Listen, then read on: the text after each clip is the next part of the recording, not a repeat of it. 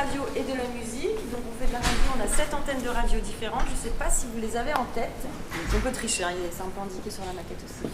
Vous les avez en tête ou pas? Non. Ben, il y a Radio France Bleu. Ah, anciennement France Bleu, maintenant on dit ici Région. Oui, mais c'est ça.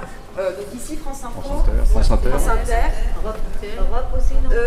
Non, pas Europe. Et pardon. France Inter? France Inter, oui. France Musique, France Culture, FIP et Move. Donc c'est les 7 antennes de radio qui sont toutes ici au sein de la Maison de la Radio.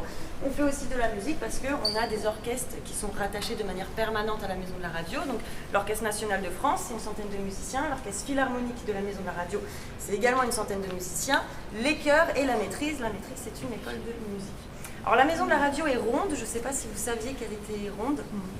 Oui, alors il y a une raison pour cet aspect rond. Est-ce que vous savez pourquoi? C'est pas évident. Non?